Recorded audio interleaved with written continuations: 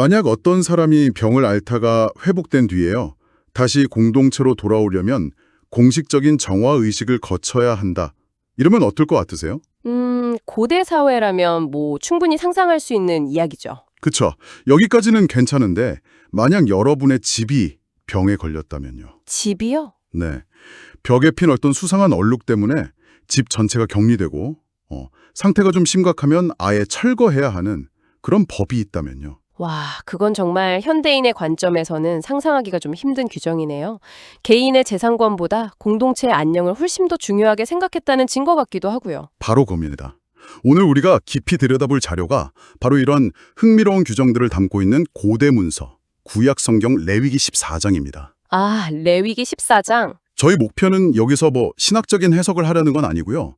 그보다는 이 고대 사회가 오염과 정화라는 개념을 어떻게 다뤘는지, 사람뿐만 아니라 그들이 사는 공간까지 다시 공동체의 일원으로 받아들이기 위해서 얼마나 체계적이고 구체적인 절차를 밟았는지 그 놀라운 세부 사항들을 한번 살펴보려고 합니다. 네, 그렇죠. 마치 고대 공중 보건 규정 아니면 건축 안전 규정을 사사치 훑어보는 것처럼 말이죠. 맞습니다. 이 문서는 그냥 단순한 종교 경전을 넘어서요. 하나의 사회가 질병이나 위생, 그리고 사회적 통합이라는 문제를 어떻게 바라보고 해결하려고 했는지 그걸 보여주는 아주 매혹적인 기록이에요. 당시 사람들의 세계관 그리고 위험 관리 시스템을 엿볼 수 있는 창문 같다는 말씀이시죠. 네, 바로 그 창문과도 같죠. 자, 그럼 그 창문으로 한번 들어가 보죠. 먼저 병이 나은 사람의 이야기부터 시작해 볼까요? 좋습니다. 이 과정이 단순히 다 나았습니다 하고 선언해서 끝나는 게 아니더라고요.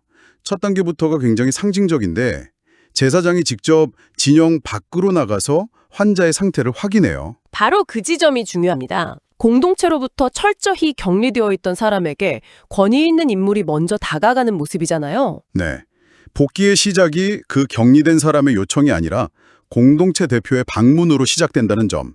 다시 말해, 다시 받아들일 의지가 공동체 쪽에 있다는 걸 보여주는 아주 적극적인 제스처인 거죠. 아, 소갈된 사람을 그냥 내버려두지 않겠다는 거군요. 그렇죠. 그런 의지의 표현으로도 볼 수 있습니다. 그렇게 해서 회복이 확인되면 첫 번째 정화의식이 시작되는데 와, 준비물이 정말 독특합니다. 살아있는 깨끗한 새 2마리, 백향목, 홍색실, 그리고 우슬초. 네, 상징성이 아주 강한 물건들이죠. 제사장은 새 1마리를 흐르는 물이 담긴 질그릇 위에서 잡고요. 다른 살아있는 새는 백향목, 홍색실, 우슬초와 함께 그 피에 적십니다. 살아있는 새를 죽은 새의 피에 담근다니 이미지가 정말 강렬한데요. 그렇죠. 거의 폭력적으로 느껴질 만큼 아주 극적인 장면입니다. 여기서 죽은 새는 명백하게 과거의 질병 상태, 즉 죽음과 오염 그 자체를 상징하는 거고요. 아, 과거의 병든 상태? 네. 그리고 살아있는 새를 그 피에 적시는 행위는 회복된 사람이 죽음의 문턱까지 갔었다는 사실을 직시하게 만드는 장치예요. 당신은 이 죽음과 관련이 있었지만 이제는 아니다라는 그런 선언인 셈이죠. 아, 과거의 상태를 그냥 외면하는 게 아니라 오히려 정면으로 마주하게 하는 거군요. 맞습니다. 그리고 그 다음이 핵심이죠.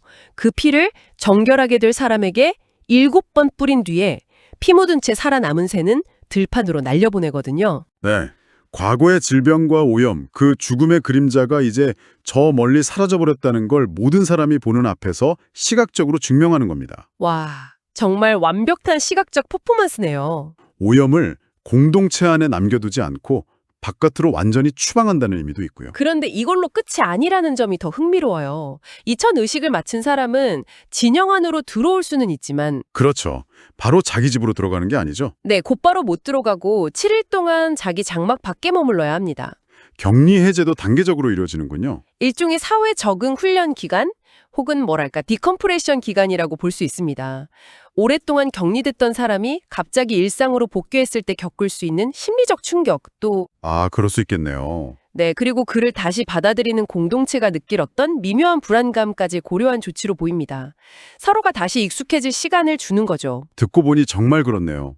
단순히 위생의 문제를 넘어서 심리적인 안정까지 고려한 절차라는 거군요. 네, 맞습니다. 현대사회에서 중범죄자의 사회 복귀 프로그램이 단계적으로 이루어지는 것과도 비슷한 원리라고 할 수 있죠. 그리고 7일째가 되면 몸의 모든 털, 그러니까 머리털, 수염, 눈썹까지 다 밀고 몸을 씻습니다. 과거의 자신이 완전히 벗어버리고 새로 태어난다는 상징성이 아주 명확해 보이는데요. 네, 자기 몸에 남아있을지 모르는 과거 오염의 마지막 흔적까지 물리적으로 그리고 상징적으로 완전히 제거하는 행위입니다. 그리고 마침내 8일째, 이 모든 과정의 클라이맥스가 찾아옵니다. 바로 성소에서 드리는 제사죠. 네, 속건제, 즉 죄를 속하는 제사를 드리는 거죠. 바로 이 대목에서 정말 기이할 정도로 구체적인 신체 부위가 언급됩니다. 제사장이 제물의 피를 가져다가 정결하게 될 사람의 오른쪽 귓불, 오른쪽 엄지손가락, 오른쪽 엄지발가락에 바르거든요. 맞아요, 그 부분이죠. 왜 하필 왼쪽도 아니고 오른쪽이며 다른 부위도 아니고 딱 이 세 곳일까요? 저는 이게 무슨 계약서에 도장을 찍는 행위처럼 느껴지기도 했어요. 몸에다 직접 계약을 새기는 거죠. 오, 아주 훌륭한 추측입니다. 실제로 고대 근동 문화에서 이런 행위는 재헌신을 의미하는 계약과 같은 성격이 있습니다. 아, 정말요? 네. 각 부위는 그 사람의 삶 전체를 상징해요. 귀는 듣는 것. 그러니까 앞으로 공동체의 법과 가르침을 잘 듣고 순종하겠다는 의미고요. 듣는 것. 손은 행하는 것. 그의 모든 행동과 노동이 이제 정결해졌다는 뜻이죠. 마지막으로 발은 걷는 길.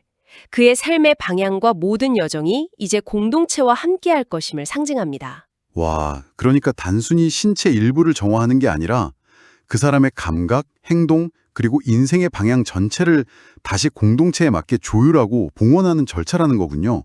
정확합니다.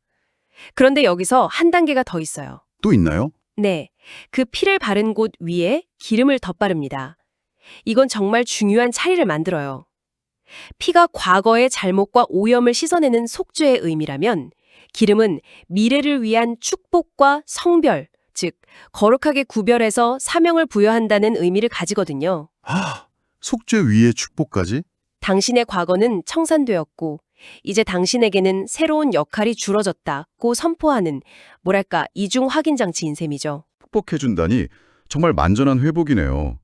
여기서 또 하나 정말 인상 깊었던 점은 이 모든 절차에 가난한 사람들을 위한 예외 규정이 있다는 겁니다. 아, 네, 그 조항이 있죠. 흠없는 어린 양 3마리를 구하기 힘든 사람들을 위해서 어린 양 1마리와 산비둘기나 집비둘기 2마리로 대체할 수 있도록 했어요. 이 조항은 이 법의 핵심 정신을 보여주는 매우 중요한 부분입니다. 이게 그러니까 재물의 경제적 가치가 중요한 게 아니라는 거죠. 아, 행위 자체가 중요하다. 네, 정결하게 되려는 의지와 공동체로 복귀하려는 그 행위 자체가 핵심이라는 걸 분명히 하는 겁니다.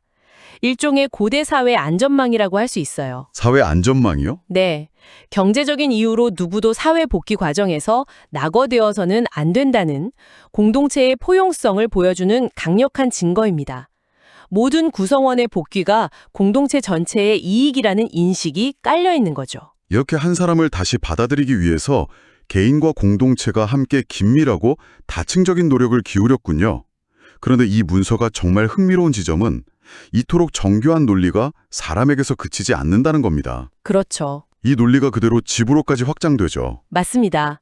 사람을 다루던 그 관점과 절차가 거의 그대로 그들이 사는 공간에 적용되는 점, 이게 이 문서의 백미라고 할 수 있죠. 집에 푸르거나 붉은 무늬의 색점이 생겼을 때 대처법인데 이게 현대 곰팡이 제거 절차나 건축물 안전진단 과정과 놀라울 정도로 비슷해요. 네, 정말 그렇죠. 가장 먼저 제사장의 그 색점을 보러 가기 전에 집주인에게 집을 비우라고 명령하는 것부터가 심상치 않아요. 이건 아주 현실적이고 실용적인 조치입니다.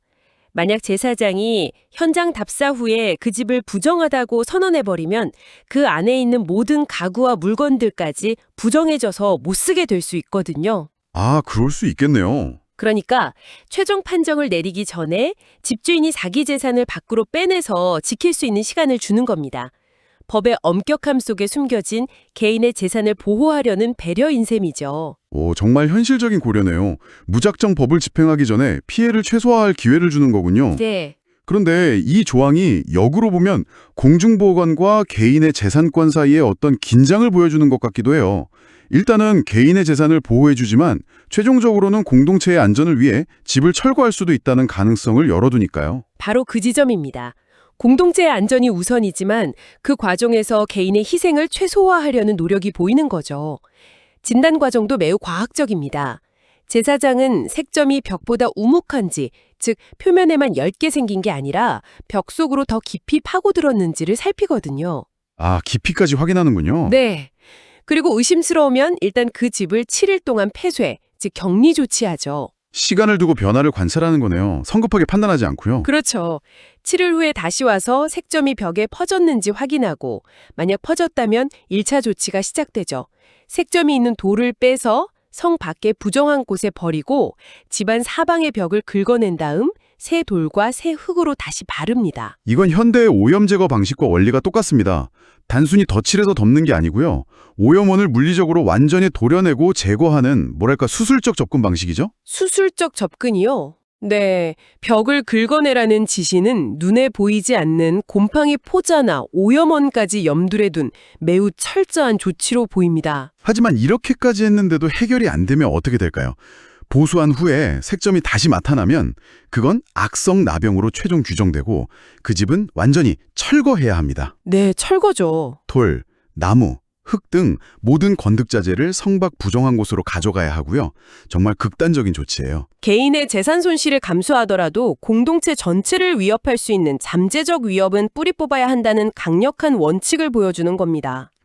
이걸 현대적으로 해석하면 특정 건물이 빌딩 증후군의 원인이 되거나 제거 불가능한 독성 물질에 오염됐을 때 건물을 폐쇄하고 철거하는 것과 같은 논리죠. 와, 그러네요. 그 집에 들어갔던 사람도 부정해지고 거기서 자거나 먹은 사람은 옷을 빨아야 한다는 세부 규정까지 있는 걸 보면 접촉을 통한 오염의 전파 가능성을 매우 심각하게 인식하고 있었다는 걸 알 수 있습니다. 반대로 보수 후에 색점이 퍼지지 않으면 그 집은 정하다라고 선언되는데요. 여기서 정말 놀라운 점은 정결하게 된 집을 위해서도 앞서 사람에게 했던 것과 거의 똑같은 의식을 행한다는 겁니다. 맞습니다.